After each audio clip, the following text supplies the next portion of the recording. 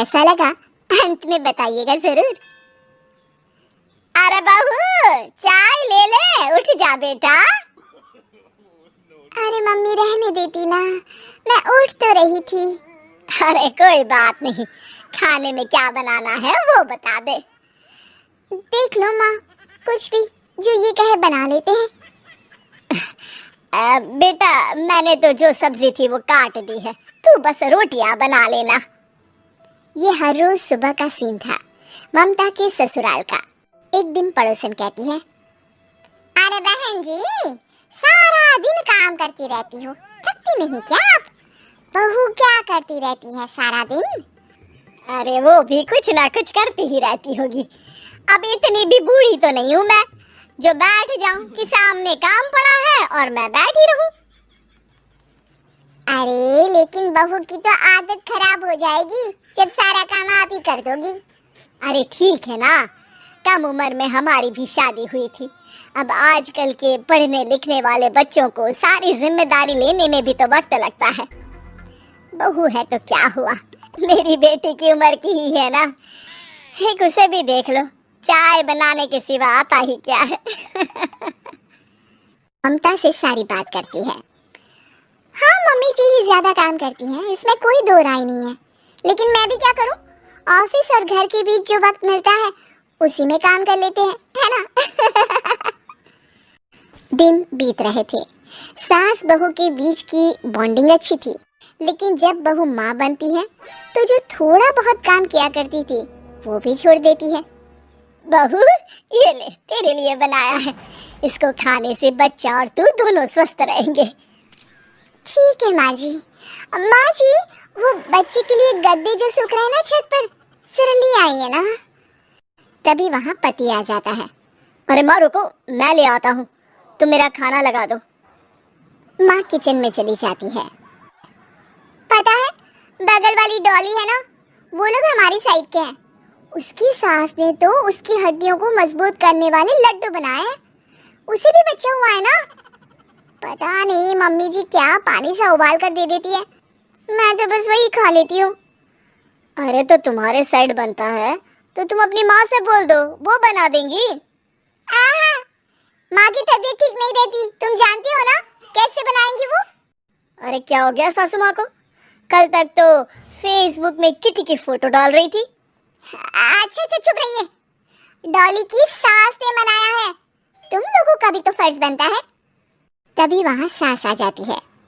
ये ले बहू गर्म पानी की बोतल, गर्म पानी पीने से पेट अंदर हो जाएगा। नहीं नहीं माँ जी, गर्म पानी पीने से प्यास नहीं बुझती। अरे पी लेना बेटा, वो बगल वाली डॉली को तो जानती है ना, जो तुम लोगों के साइड की है, तेरे साथ ही उसका भी बच्चा हुआ था, बेचारे का कोई ख्याल रखने वाला नहीं, सारा काम करती है और रात में बस एक लड्डू खाकर सो जाती है, पेट तो लटक ही गया है और बच्चा तो कितना कमजोर सा है उसका। अच्छा माँ क्या बात है, डॉली की ये हाल है? क्यों मैडम, क्या कहना है आपका? पता है मुझे, किसी के पास मेरी सास की तरह सास थोड़ी ना है। नहीं नहीं बेटा ऐसा नहीं है, मेरे लिए तो तुम सभी मेरे बच्चे जैसे ही हो। ममता को समझ में नहीं आता कि वो सास में कैसे कोई बुराई निकाले, क्योंकि हर कोई उससे उसकी सास की तारीफ ही किया करता था। एक रोज ममता के घर उसकी ननद आती है। अरे भाभी, मुन्नी को तो 6 महीने हो गए, आप अभी भी बेड पर हो। आ गई है आप, कैसी हैं बुआ, बच्चा होने के 6 महीने बाद आई हैं आप। भाभी अमेरिका दूर है ना तो वक्त लग जाता है, अब इनकी छुट्टी अभी थी तो सभी आ गए। वैसे माँ कहाँ है? थकी हारी सास बेटी को देखकर खुश हो जाती है। माँ इस बार तेरा वीजा तैयार है, मेरे साथ चलने को तैयार रहना। हाँ बेटा मैं तैयार हूँ। अरे ऐसे कैसे माँ, मैं कैसे मैनेज करूँगी? कैसे मतलब, जैसे मैंने किया अमेरिका में, आप इंडिया में कर लेना। वैसे आपका तो मायका भी पास ही में है ना? हाँ वो तो है, लेकिन माँ के पास वक्त नहीं होता, ईश्वर भक्ति में उनका सारा समय चला जाता है। भाभी बेटी परेशान हो तो माँ का ध्यान आरती में कैसे लग सकता है? समझ में ही नहीं आता। वैसे भी अब माँ को मैं अपने साथ ले जा रही हूँ। माँ को विदेश घूमने का शौक है ना। ममता मन मारकर चुप हो जाती है, लेकिन मन ही मन सोचती है कि वो कैसे सारा काम मैनेज करेगी। पति का खाना, नाश्ता, मुन्ने को नहलाना धुलाना, फिर रात भर इसके लिए दूध तैयार करना। माँ तो सारा काम करती थी। हे भगवान, क्या सोचकर ना भी ना कर रही हो? अरे कुछ नहीं, बस बच्चे के बाद से ही कमजोरी ज्यादा हो गई है ना, तो अचानक से बड़बड़ाने लगती हूँ मैं। अगले दिन ममता अपनी माँ को फोन करती है।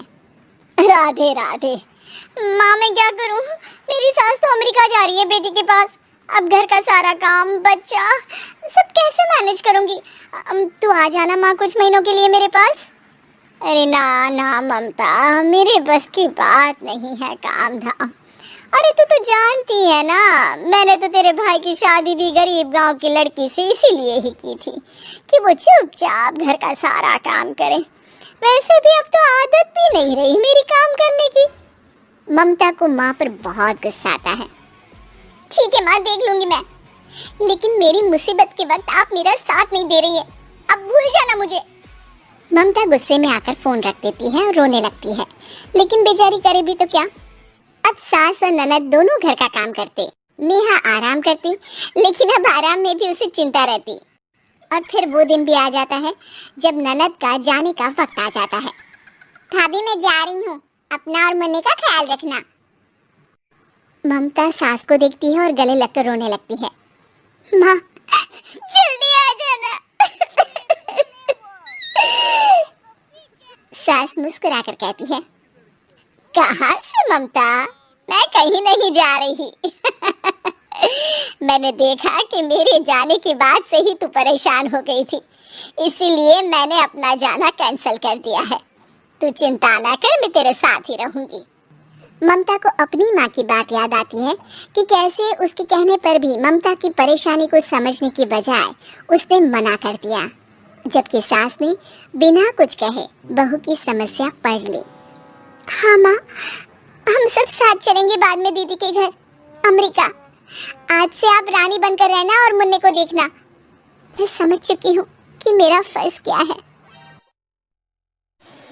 कहानी अच्छी लगी है तो चैनल को लाइक करें, कमेंट करें, सब्सक्राइब करें, बेल आइकन दबाना ना भूलें।